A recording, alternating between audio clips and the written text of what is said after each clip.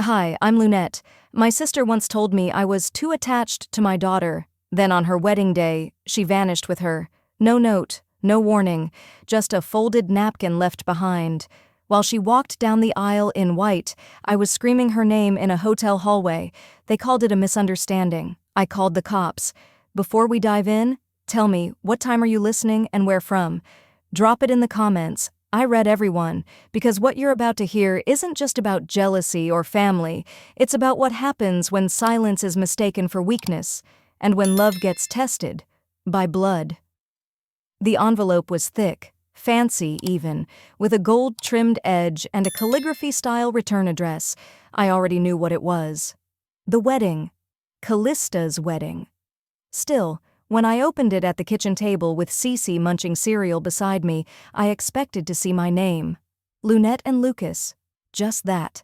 Nothing more, nothing less. But the invitation read, Lucas, Pulse guest. I blinked, turned it over, looked again. At first I told myself it was a mistake, a printing error maybe, but then I saw the RSVP card tucked neatly behind the main invite. It said, let us know if you and Cece will attend. Not me, not Lunette, just Lucas and Cece. I didn't say anything right away. I folded it back carefully, slid it into the envelope like I was handling something radioactive.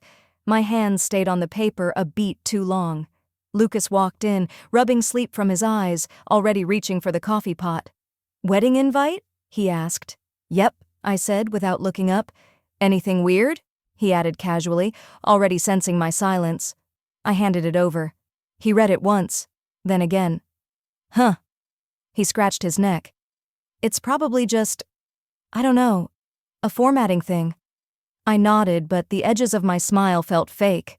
Lucas offered a soft chuckle. I mean, people know who you are, Lunette. Apparently not everyone. That night the phone rang. It was her. Hey! Callista chirped, like she wasn't the reason I was quietly folding towels with clenched jaws. You got the invite, right? I did. A pause. I hope you're not reading too much into the name thing, she added. People know who you are. You'll still get a good seat. Good seat? I asked, trying to keep my voice level. You know what I mean, she laughed. Front rows are pretty much family anyway. I am family, I said. You know what I mean, she repeated, with that sugar-coated tone I'd heard since high school. The one that meant, stop making this about you. Later that night, while brushing Cece's hair, she asked out of nowhere, why didn't Auntie write Mommy's name? I froze for a second, brush mid-air. She probably just forgot, baby. Why would she forget you? Cece frowned. You're the mommy. I smiled, but the kind that doesn't reach your eyes. I guess that's a good question. After I tucked her in, I stood outside her bedroom door, hand on the frame, thinking back. It wasn't the first time. I remembered our school talent show. Callista introduced herself to everyone as an only child. At the Christmas party last year, she handed out gifts with name tags to Lucas and Cece. Mine was absent. My mother said nothing then, just sipped her wine and smiled like everything was perfectly normal. It was always something, always almost nothing, but always there. The next morning, while sorting laundry, I found that birthday card again. The one from 2 years ago, silver glitter glued on the edges, a cheap Hallmark smile inside. To Lucas and Cece, happy family, Callista had written. My name? Not even in the margins. I held the card for a moment, then placed it at the bottom of the basket and kept folding. Later I called my mother. I told her about the invitation, about the name, about the RSVP. She sighed before I even finished. Oh, Lunette, you know how your sister is. Just let her have her moment, okay? I knew what that meant. It always meant don't stir the pot. I bit my lip and stared out the window. The clouds hung heavy that day, low enough to press against your chest. Around noon, I passed by the boutique on Edding Street, the one where Callista had once dragged me in years ago, pointing at a dress she swore would be hers one day. There it was, in the window, cream silk, floral sleeves, a modest train. It hadn't sold. Neither had her grace. That evening, as I was setting the table for dinner, a text popped up from her. "Please don't wear anything too bold, okay? I want things to be elegant, simple." Lucas peeked over my shoulder. "She texted that?" "Yep." He chuckled. "Wow." I didn't laugh. We ate in near silence that night, the only sound being Cece humming to herself while trying to fold her napkin into shapes. "Look, Mommy," she said, holding up a crumpled, wrinkled square. "It's a leaf. I made something pretty, even when we're not wanted." I blinked, swallowed hard. Lucas reached over and gently touched my hand, but I didn't look at him. Something in my chest, tight for days, pulled just enough to crack open, not wide, but just enough. I whispered, more to myself than anyone else. "This time, I'm not backing down." And with that napkin folded in silence, something inside me finally unfolded. The next Saturday, the three of us drove down to the engagement party. It was held at a local event hall, one of those converted farmhouses where everything smells faintly of hydrangea and money. The sun was sharp, almost too proud. Cece sat in her booster seat humming "Twinkle, Twinkle," her pink headband crooked and sticky from juice. I adjusted it as Lucas parked. "You okay?" he asked gently. "Yep," I said, but my stomach felt like it was lined with pins. Inside, the place was decorated in pastel florals and soft champagne tones, white chairs, gold chargers, string quartet humming something classical. Everyone looked like they belonged in a magazine. I held Cece's hand tightly as we approached the check-in table. "Name, please?" the young hostess asked, flipping through her clipboard without looking up. "Lucas and Lunette Moreau, and our daughter, Cece."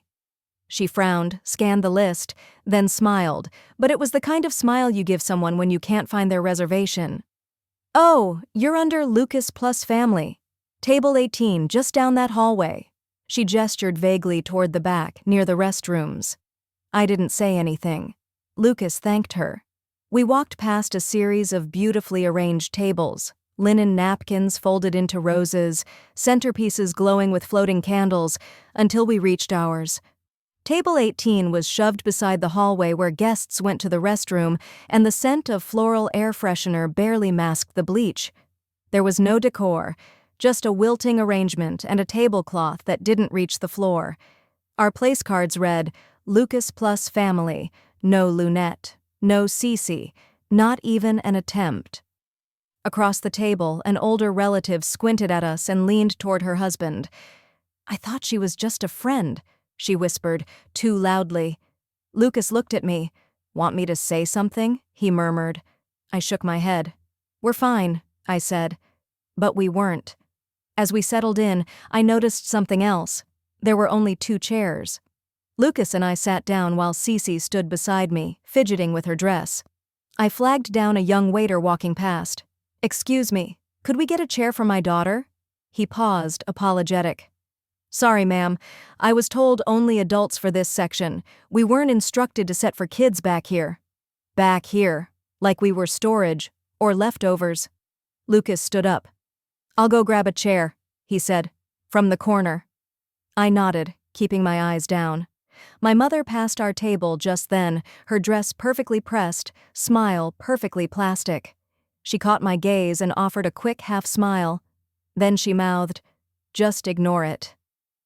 Cece sat in Lucas's lap while he placed the extra chair beside us. No one helped. No one even noticed. One of the centerpieces tilted slightly, threatening to tip onto our table. I reached to steady it. Still no one came. A man across the way chuckled as he sipped his 3rd glass of wine. "Well, you've got the best spot if you drink too much. Bathroom's right there," he joked. I gave him a polite smile. It didn't reach my eyes. Cece tried her best to stay cheerful. She folded her napkin again and whispered, "I'll sit on my lap if we don't have room."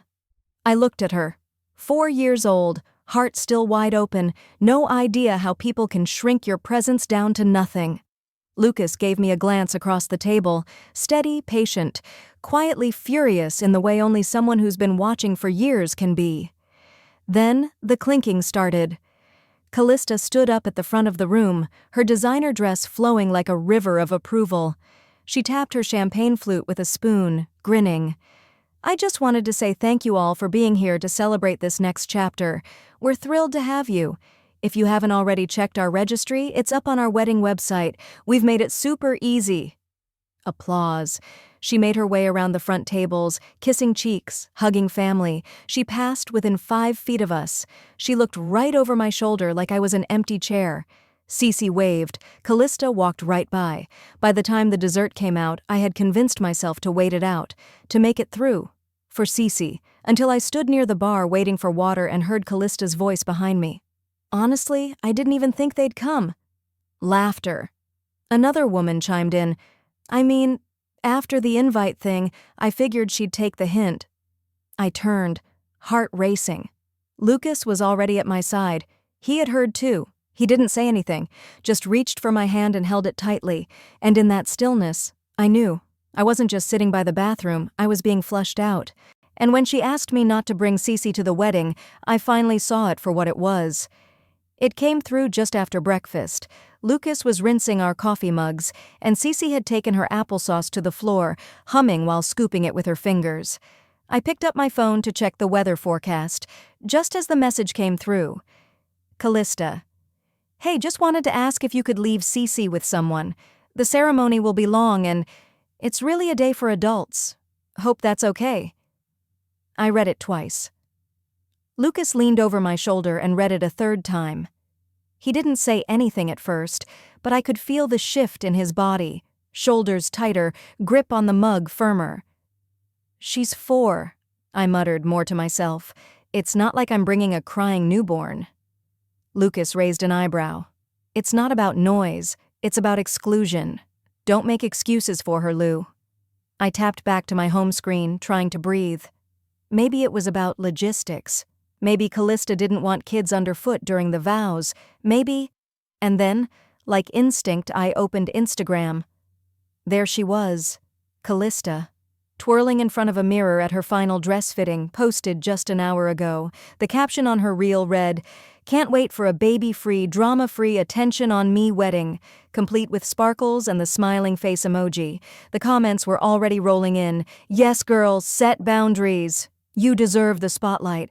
Some people just bring kids to stay relevant. Yikes." My thumb froze mid-scroll. That last comment had a like. From Callista herself.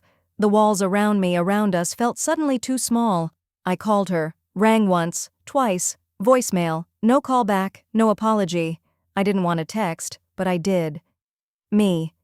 Cece is family. If she's not welcome, I'm not sure I am either. A minute passed, then another.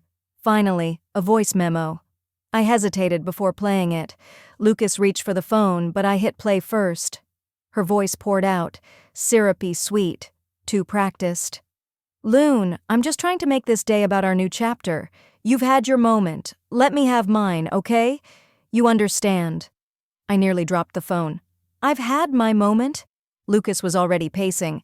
"This isn't about a kid at a wedding," he said. "This is about control, about rewriting the family picture." He wasn't wrong. My mom called later that evening. I knew she would. "Sweetheart, you know how your sister gets. She just wants everything to be perfect.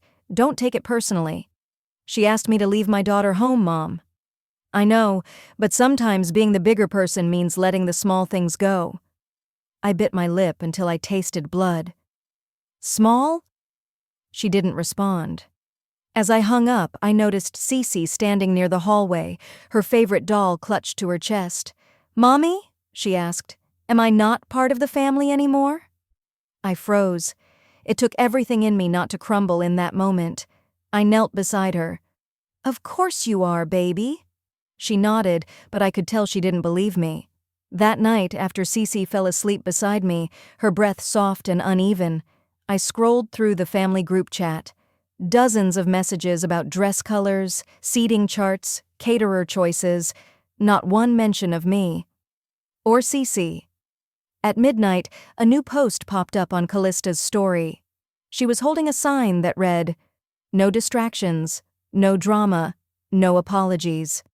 In the background of the picture, half cut off, was a framed photo from my wedding. my veil barely visible, as if someone had intentionally cropped it. My jaw clenched. I set the phone down and stared at the ceiling. "She doesn't want a peaceful wedding," I whispered. "She wants a spotless throne." And when Cece repeated what her aunt had told her, I knew this wasn't just exclusion, it was poison. The day after the text, we were invited to a pre-wedding dinner at my cousin Marla's house. "Just family," the message had said. I hesitated, but Lucas thought it would be good to show up. "Sometimes just being present is protest enough," he said. So we went. Marla's home was warm and bustling with chatter. A mix of summer salads and oven-heated casseroles lined the table. People greeted us with polite nods, but no one asked where we'd been or how we were doing. Conversations swirled around us like wind in a hallway, felt but not meant for us. I helped Cece out of her little jacket. She twirled once, proud of her new dress, lavender with tiny daisies, and whispered, "Do you think Auntie Callista will like this one?" Before I could answer, the door opened. Callista stepped in. Her dress was white again, not quite bridal, but close enough to steal attention. She didn't wave, didn't greet us. Cece's little hand fluttered in the air as her aunt walked past, talking to everyone else, complimenting shoes and hugging second cousins. I saw Cece's hand drop. Her smile stayed, but it tightened. Dinner was informal, paper plates, buffet style. We found a couple of seats toward the edge of the room, near the sliding glass door that stuck when you tried to close it. No one offered to scoot over. I didn't ask. A few minutes in, Cece tugged on my sleeve. "I need the bathroom." I nodded toward Harper, my teenage niece. "Would you mind taking her?" Harper smiled and took her hand. Cece looked back once before disappearing down the hallway. That's when it happened. Callista tapped her glass with a fork and stood beside the kitchen island, her voice lifted just enough to be heard but not enough to seem rehearsed. "I just want to say how much I appreciate everyone here," she began, clutching her wine glass like a microphone. "This whole process, planning, organizing, managing people, hasn't been easy, especially when some folks feel entitled to share your spotlight." A few chuckles. A couple smirks, eyes darted everywhere but toward me. She kept going. "It's hard, setting boundaries, but I've learned that not every voice belongs in the chorus. Some just throw the harmony off." A beat. Then more awkward laughter.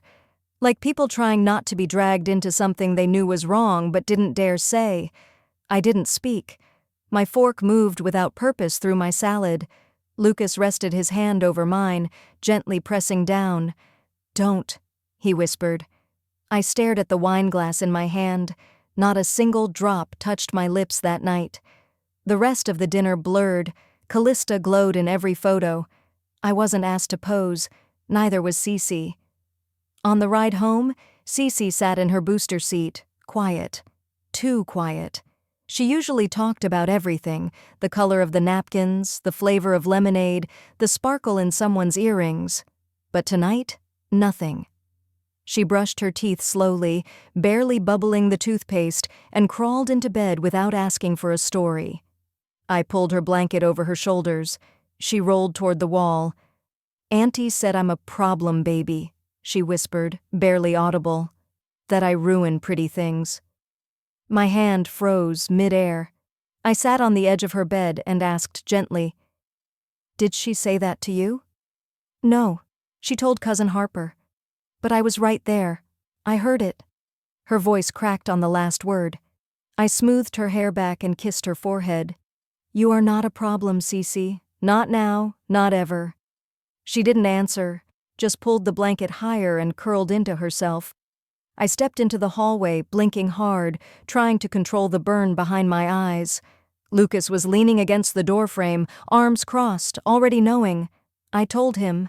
Every word. He didn't ask for clarification. He didn't ask if I was sure. He just said, quietly but clearly, "Enough." Later that night, when the house had settled into silence, I stood in Cece's room, watching the soft blue light from her nightlight cast shadows across her face. Her bunny was tucked beneath her chin.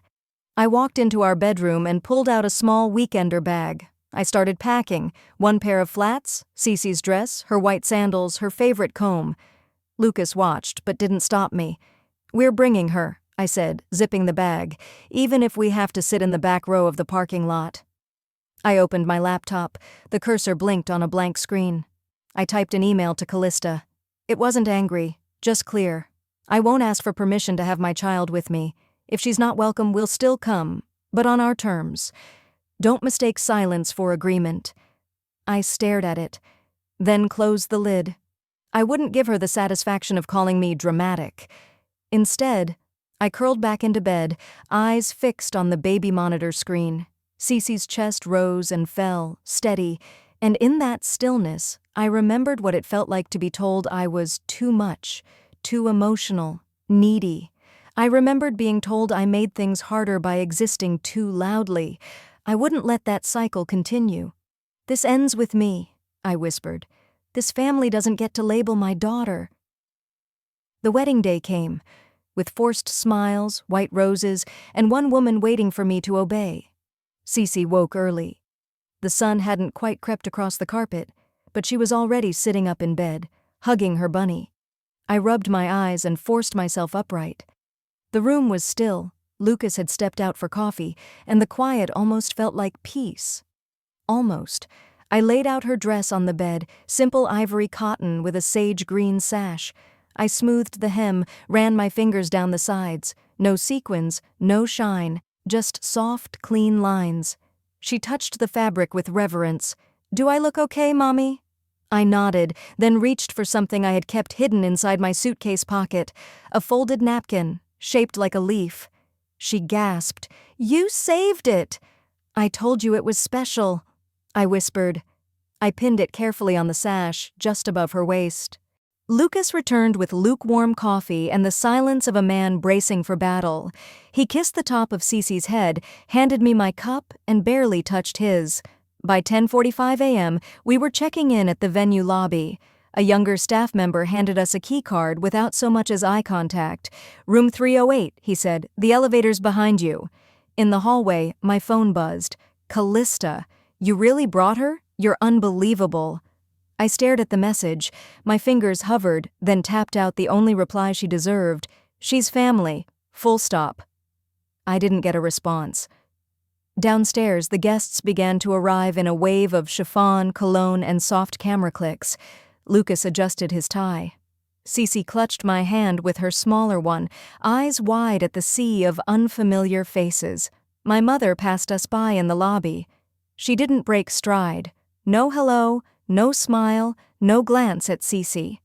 Instead, Vera, Lucas's mother, walked up and took Cece's hand gently. "Hey, sweetheart," she said. "I'll sit with her during the reception, Lunette. We'll take shifts if needed, okay?" I squeezed her arm. "Thank you." Vera met my eyes. I didn't raise cowards, and I didn't raise men who ignore their wives. At the ceremony, the chairs were arranged in tight white rows. Callista had planned every detail to the inch: floral arches, candles floating in tall glass vases, a quartet softly playing in the corner. We found our seats toward the back, to the left. Not family row, not even close. Cece sat on my lap, her hands resting on mine. She didn't fidget, she didn't whine, just sat still, like she knew this wasn't about celebration anymore. When the officiant began, Callista stood at the front, practically glowing. She looked radiant, her dress shimmered with every breath she took. People audibly gasped. She glanced at me once, then again. Both times her gaze lingered just long enough to cut, but not long enough to be seen by anyone else. I noticed my mother lean toward someone I didn't recognize. Their lips moved, then they turned in sync and looked at Cece. Lucas reached over and held my hand. The vows blurred. "We are gathered here today," echoed around us, but I couldn't focus. My eyes stayed on the girl on my lap and on the sharpness in Callista's expression every time she looked past me. The ceremony ended with polite applause. People stood. Hugs were exchanged. Callista embraced distant cousins, kissed elderly aunts. When she walked past us, her eyes never even flickered in our direction. Back in the hotel suite, Vera sat on the edge of the bed, kicking off her heels. Cece plopped onto the floor and began playing with her bunny, humming to herself. "I raised 3 sons," Vera said softly, "and none of them needed protecting like you do right now." I didn't respond. I turned toward Cece and noticed the napkin, her little leaf, had come loose. I walked over, knelt down, and pinned it back on without a word. She beamed. Vera watched me. "This is Callista's day," she said after a beat. I nodded slowly. "Yes, it is." I stood up and looked out the window at the garden below, the rows of chairs now empty. "But it's also the last day she gets to believe I'll ever bow to her again." Vera's pale face sliced through the sea of sequins and champagne like a warning bell no one else could hear. She reached me, breathless, her hands trembling as she leaned in. "She's not in the room," she whispered. "Cece's gone." For a second, the air in the ballroom disappeared. I didn't hear the band playing, didn't see the servers weaving through tables. I felt my glass slip from my hand. It shattered on the floor, but I didn't care. I ran. No shoes, no purse, just instinct and panic pounding through my chest as I sprinted toward the elevator, ignoring the startled glances and dropped forks in my wake. Lucas's footsteps followed me close behind, but I didn't stop. On the 3rd floor, Vera's keycard was still in my hand. I slammed it into the reader. The green light flashed. The door swung open. Empty. The bed was neatly made. No bunny. No backpack, no little green-sashed dress crumpled in a corner. No Cece. I turned slowly, nausea creeping up my spine. "We need security," I said. My voice was low, mechanical. "Now." Lucas was already pulling out his phone. We rushed back down to the lobby. Hotel management moved quickly once Lucas barked into their faces. Cameras were checked, hallways rewound on silent screens. We waited, staring at motionless video feeds, each second eating at me like acid. A security officer played a clip. Nothing. Then another. Still nothing. Lucas turned toward the ballroom, voice rising. "Callista!" he roared. "Where is my daughter?" Guests began filtering into the hallway, alarmed by the volume. I didn't care. Kyle, the groom, approached. He looked confused, like someone waking up in the middle of a fire. "She left to freshen up," he stammered. "About 20 minutes ago." I stared at him. "With my child?" He blinked. "She didn't say anything about, 'Her jacket is gone,'" Vera interrupted, appearing behind us. "And her backpack." I turned to the hotel manager. "Pull up all angles of the side exits. Now." He hesitated, but the tone in my voice cut through any protest. A few clicks later, another camera feed played. Lobby. South exit. No audio. And there she was. Callista. White dress, sunglasses. Walking like she had all the time in the world. Beside her, barefoot and holding her hand, was my daughter, Cece. I didn't even wait for the clip to finish. I bolted again, this time through the catering hall, cutting through a service corridor I'd spotted earlier when they brought out the cake. Lucas and Vera were steps behind me. We pushed open the door into the back courtyard, a narrow concrete space behind the kitchen, shaded by a fence and tall hedges. And there she was, Callista, sitting on a wrought iron bench like she was in a magazine shoot. One hand cradled Cece, who was asleep, head resting on her shoulder. The other hand held a cigarette. "You touched her," I said, breath catching. She didn't move. She was tired. She needed air. "You took her. Without asking. You left the venue. You took a child who wasn't yours." "She's my niece." I stepped forward and carefully pulled Cece into my arms. Her body was warm, breathing steady. "She's mine," I said quietly. "Not yours to use, not yours to erase." Callista shrugged. "You brought this on yourself. I warned you." "She's a child. She ruins everything." Behind me, Vera let out a gasp. Lucas's fists clenched at his sides. The back door opened again. A server, then a bridesmaid, then someone else. Whispers began. Phone screens lifted. One flash, then two. It spread like spilled wine. "You should have stayed in the background," Callista muttered. "You made this mess." And then the sirens. Red and blue light flooded the courtyard as 2 officers stepped through the gate. "Ma'am," one said firmly. "Step away. Put the cigarette down." Callista stood slowly, eyes narrowed. "I didn't hurt anyone. You left with a child without permission. You failed to notify a guardian. That's unlawful detainment at minimum." She didn't resist, didn't cry. She just looked at me with that cold, effortless disdain she'd spent her whole life perfecting. "It was just a lesson," she murmured as they cuffed her hands behind her back. "No," I said, holding Cece tighter. "It was a crime." The crowd parted as they led her away. Vera stayed by my side, wrapping her arm around me. Lucas stood silent, fists still clenched, jaw rigid. I rocked Cece gently, her cheek against my chest, and I didn't feel guilt or pity, only clarity. 5 days had passed.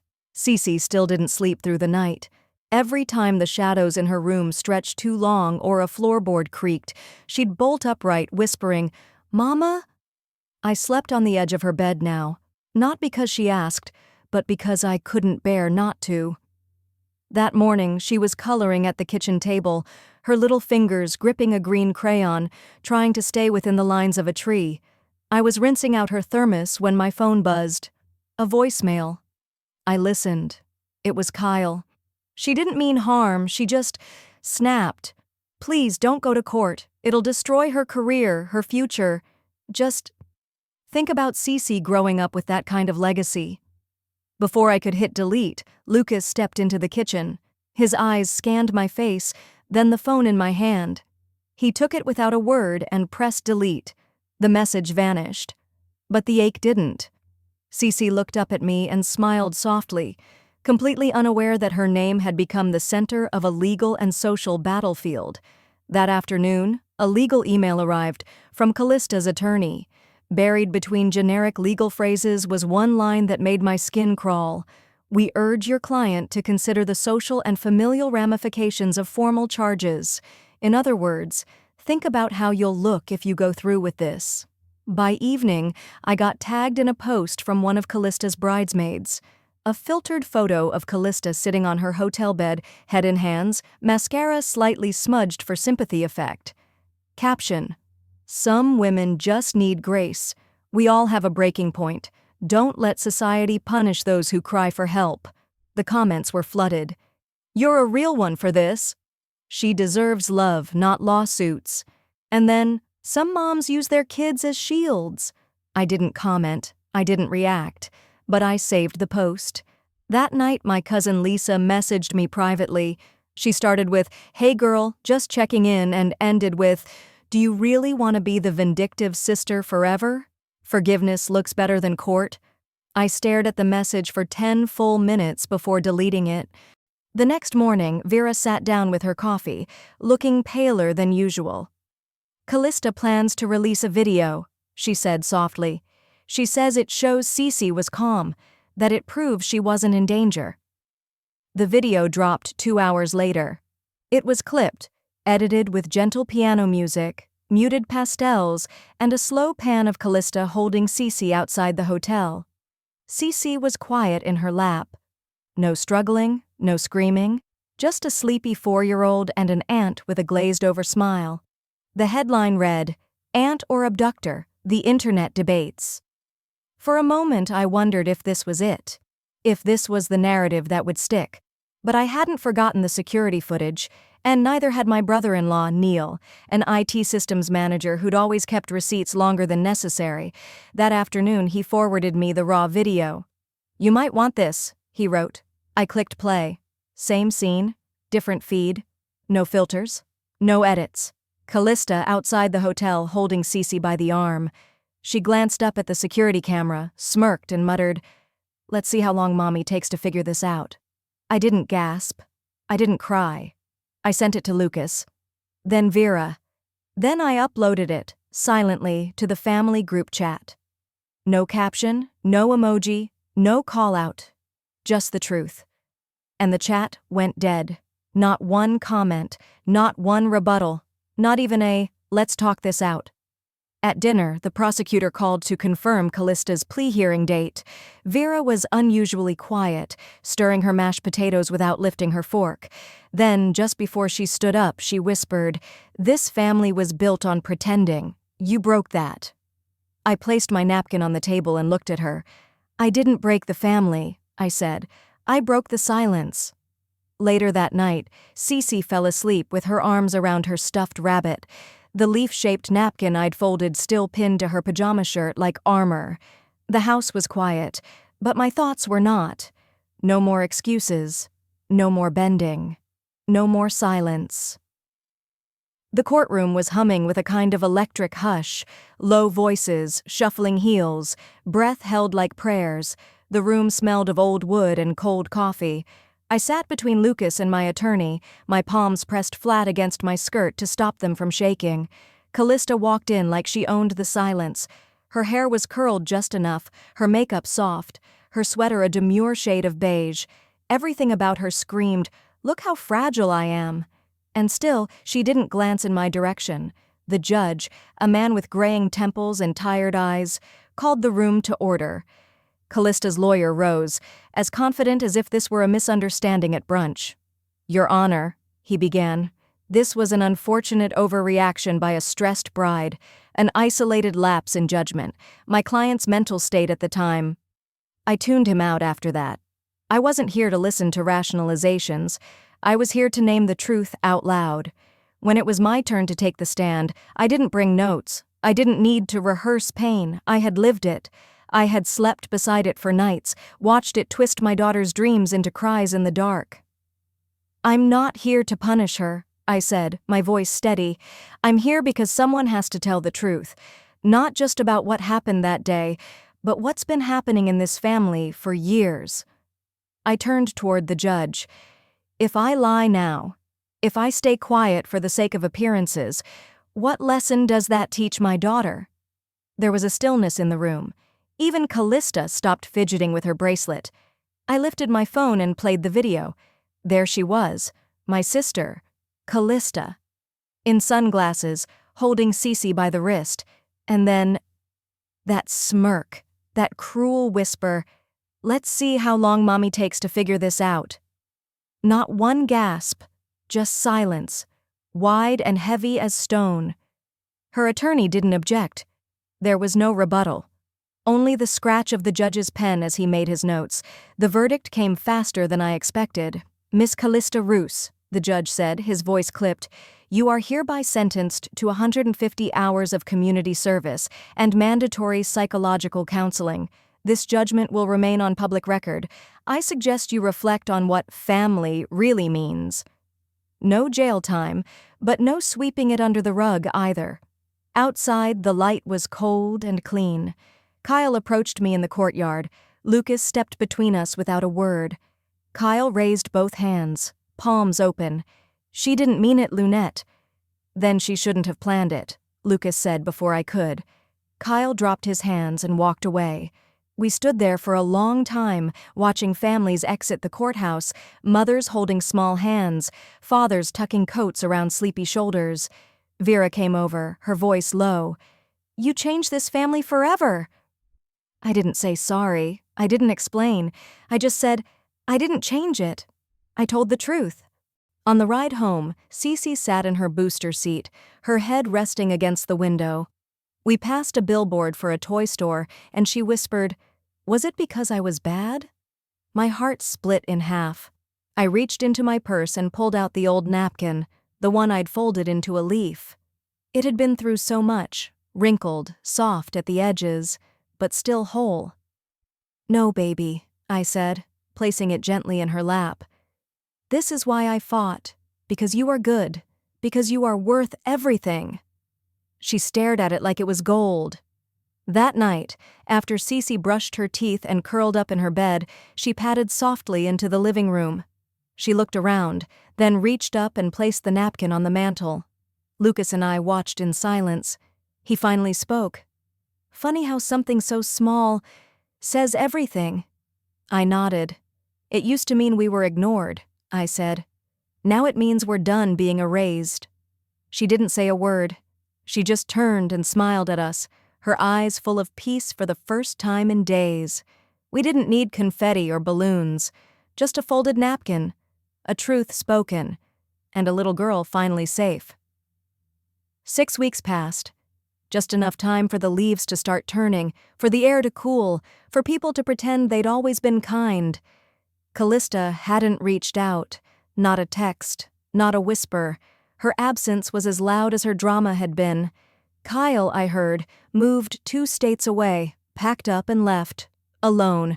My side of the family? Silence. Except Vera.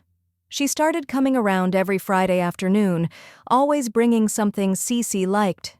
Apple slices, a puzzle, once even a small framed photo of the 3 of us from years ago.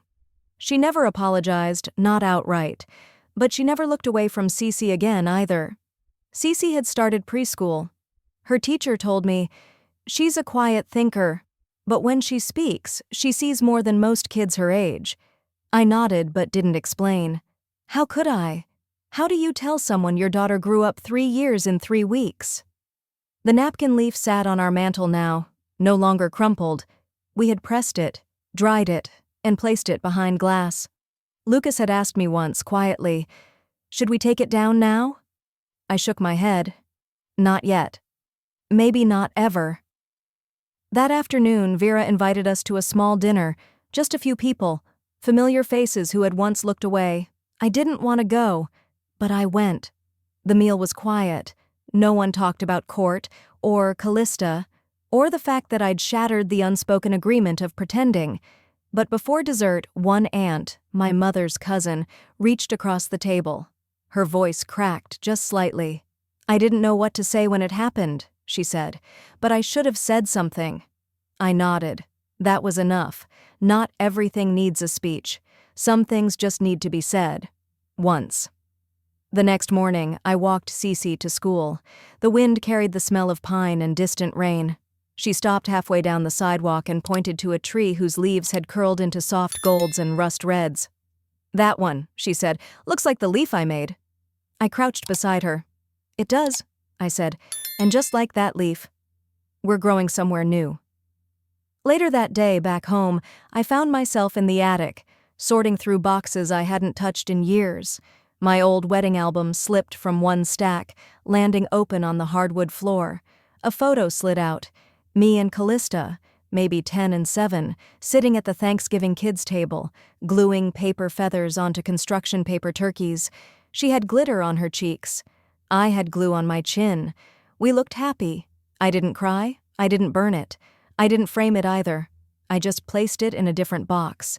One labeled Before. That night, Cece fell asleep in my arms on the porch. The sky was a soft lavender, the air thick with crickets and the faraway bark of someone's dog. Lucas brought out 2 mugs of tea, set one beside me, and sat on the other rocker. We didn't talk much. Some peace comes with words. Some just comes. I watched the horizon and thought, she wanted to teach me a lesson. But I hope someday she learns hers. That love doesn't mean control. That silence isn't the same as peace. That families aren't just who we're born to, they're who we choose to protect. And that a little girl's folded napkin can mean everything when the world tries to erase her. Cece stirred in my lap, then settled back down, her hand curled into mine. We stayed like that until the stars showed up, quiet and sure of themselves.